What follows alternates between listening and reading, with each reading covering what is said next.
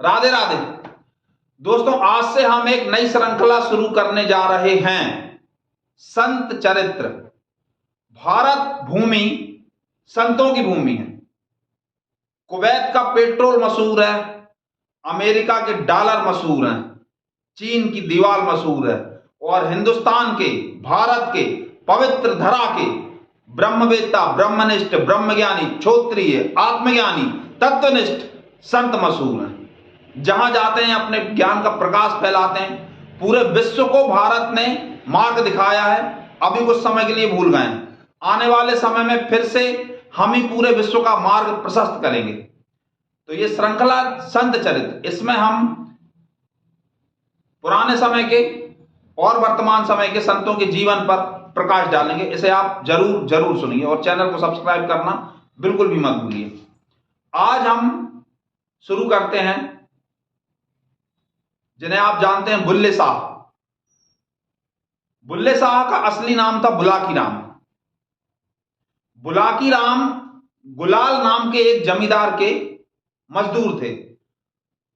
शुरू से उन पर दैवी कृपा थी, ईश्वरी कृपा थी। वो ईश्वरी मस्ती में निमग्न रहते थे। उन्हें ईश्वरी शांति की झलकें आती थी, झोंके आते थे। काम करने के लिए भेजे गुलाल और वो बैठ जाएं, उनका ध्यान लग जाए, मन लग जाए, चित्त ठहर जाए उसी ईश्वरी शांति में, जिसे पाने के लिए पूरा संसार दीवाना, और जिसे पाए बिना कुछ भी पा लिया जाए उसको छूट ही जाना है। गुलाल के पास लोग शिकायत करते थे कि तुम्हारा ये कैसा नौकर है बुलाकी राम, ये काम कुछ करता नहीं है, बैलों को छोड़ देता है, वहां बैठे रहता है पेड़ के नीचे। गुलाल ज्यादा ध्यान नहीं देते थे, ठीक है कुछ होता होगा, काम चोरी कुछ करता होगा। बहुत से नौकर थे उनके, बड़े जमींदार थे गुलाल। अब जब शिकायतें बहुत ज्यादा हो गई तो वो त्रस्त हो गए। उन्होंने कहा एक दिन इन्हें देख ही लिया जाए बुलाकी राम को कि आखिर ये करते क्या है। उस दिन बुवाई होना थी, मतलब खेतों में अन्न बोया जाना था। बुलाकी राम बैलों को और अन्न को ले गए थे। अनाज को उन्होंने एक तरफ रख दिया था, बैलों को चरने के लिए छोड़ दिया था, और स्वयं बैठे थे एक पेड़ के नीचे। राम नाम की लूट है, उसी को वो लूट रहे थे। राम नाम की लूट है, लूट सके तो लूट, अंत काल पछताएगा, प्राण जाएंगे छूट। गुलाल ने देखा उन्होंने ये क्या है, बैल एक तरफ है, अन्न एक तरफ, और ये बैठे हैं शांति से, पता नहीं क्या सोच रहे हैं, क्या कर रहे हैं। गुलाल की तरफ उनकी पीठ थी। गुलाल को बहुत ज्यादा गुस्सा आई। वो गुस्से में गए और उन्होंने एक लात बुलाकी राम को मारी। जैसे ही बुलाकी राम को लात मारी और बुलाकी राम उठ के खड़े हुए और बहुत ज्यादा धन्यवाद अदा करने लगे गुलाल को। कहने लगे कि आज आप मेरे दो मालिक हैं, छोटे मालिक हो आप और बड़ा मालिक है वो ईश्वर। उसने आपको आदेश दिया है कि आके आप मुझे लात मारें, जिसकी वजह से मेरा ये अंतिम जो छोर है, जो छूट नहीं रहा था मन के विचारों का, ये छूट जाए और मैं उस सत्य के दर्शन कर लूं जिसे जानने के बाद कुछ जानना शेष नहीं रहता। उनकी ऐसी बातें सुनी, उनकी आंखों से प्रेम के अश्रु बह रहे थे। ऐसी बातें जब गुलाल ने सुनी और ध्यान से देखा चेहरा, तो वो समझ गया कि ये व्यक्ति नौकरी करने वाला नौकर नहीं है, ये तो कुछ और है। वो तत्क्षण उसके शिष्य बन गए और उन्होंने कहा कि आज से आप बुलाकी राम नहीं रह गए, आज से आप हमारे शाह हैं, बुल्ले शाह। तब से उनका नाम पड़ गया बुल्ले शाह।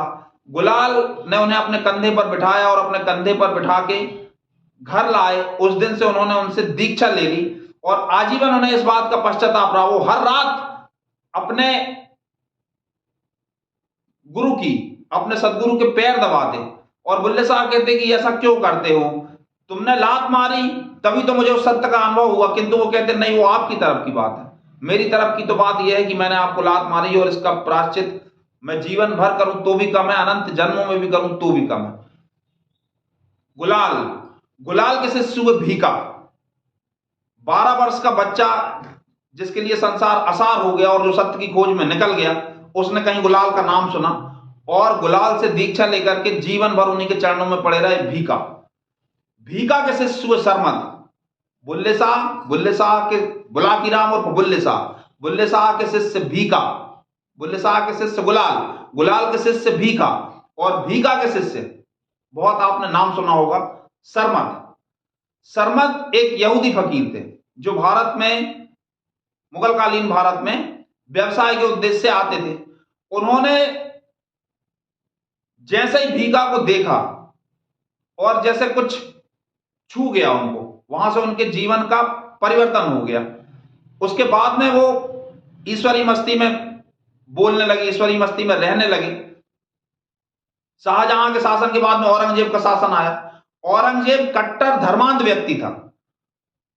उसे जो कुरान में लिखा है, जो लिखित है, जो पारंपरिक है, उसके अतिरिक्त उसे कोई और बात स्वीकार नहीं थी।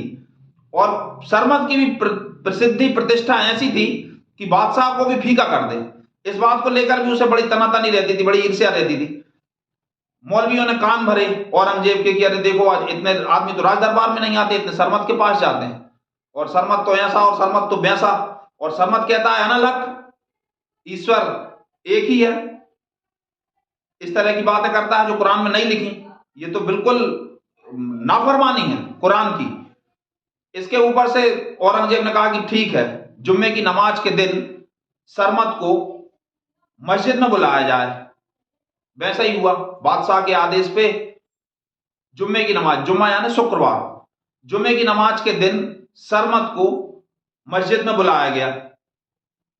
औरंगजेब ने कहा कि तुम कहते हो, मौलवी साहब कह रहे थे कि तुम खुदा के विषय में कुछ उलझुलूल कहते रहते हो। इस पर सरमद ने कहा, मुल्ला का खुदा सरमद के पैरों के नीचे दफन है। मुल्ला का खुदा सरमद के पैरों के नीचे दफन है। ये बात औरंगजेब के सामने कहना बहुत तौहीन हो गई। उन्होंने तुरंत कहा कि इस काफिर का सिर धड़ से अलग कर दिया जाए, और सरमद का सिर काटने की घड़ी आ गई। बहुत से लोगों ने उनसे कहा कि आप यदि एक बार क्षमा याचना कर लें तो ये आदेश टल सकता है, लेकिन सरमद जानते थे कि ये शरीर चोला है, इसे आज नहीं कल छूटना है। इस चोले को लेकर उनकी कोई मोह ममता नहीं थी। उन्हें उनके गुरु भीका ने असली ज्ञान करा दिया था, असली ज्ञान उपलब्ध करा दिया था। वैसा ही हुआ। ऐन समय पे सरमद की गर्दन काट दी गई। जब सरमद मारे गए और औरंगजेब को भी कुछ मन में आया कि बताओ, ऐसा फकीर मारा गया, एक बार यदि क्षमा याचना कर लेता तो शायद मैं उस आदेश को बदल भी देता। ये क्या बात है, कुछ तो रहस्य उसकी बात में। उन्होंने पूछा मौलवी जी से कि अब तो सरमद मारा गया है, तुम सत्य बताना, सच बोलना कि जिस समय सरमद को मैं बोल रहा था कि तुम खुदा के विषय में उल जुलूल कहते हो, तब तुम क्या सोच रहे थे। तो मौलवी ने कहा कि अब फरिश्ता तो मारा ही गया और उसका खून तो मेरे सिर पे है ही, अब मैं झूठ नहीं बोल सकता। उस समय मैं ये सोच रहा था कि सरमद जैसा प्रसिद्ध फकीर इस मस्जिद में मौजूद है और बादशाह सलामत भी मस्जिद में मौजूद है। यदि मुझे कुछ धन मिल जाए तो मेरी बच्चियों के निकाह का प्रबंध हो जाए और मेरा बुढ़ापा भी ठीक से कट जाए। औरंगजेब को सुन के धक्का लगा। औरंगजेब ने विचार किया कि सरमद उस समय कह क्या रहे थे। सरमद के शब्द थे, मुल्ला का खुदा सरमद के पैरों के नीचे दफन है। उन्होंने खुदाई करवाने का आदेश दिया जिस स्थान पर सरमद खड़े थे, और आश्चर्य, सरमद के पैरों के नीचे असरफियों से भरे घड़े निकले। देख करके औरंगजेब को धक्का लगा, किंतु सरमद जा चुके थे।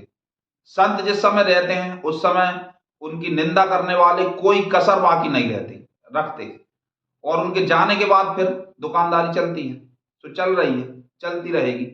किंतु धन्यभागी हैं वो लोग जो संतों के जीवन काल में, उनके हयात काल में ही उनके संदेश को समझ के अपने जीवन से मुक्त हो जाते हैं, अपनी आत्मा का ज्ञान प्राप्त कर लेते हैं, ईश्वर को प्राप्त कर लेते हैं और जन्म मरण के इस चक्र से छूट जाते हैं। तो कृपया वीडियो लाइक और शेयर करना बिल्कुल भी ना भूलें। हमारे चैनल को सब्सक्राइब अवश्य करें, क्योंकि इस सीरीज में आपको भारत के सभी महान संतों का जीवन परिचय देखने के लिए मिलेगा। बहुत बहुत बहुत धन्यवाद। राधे राधे।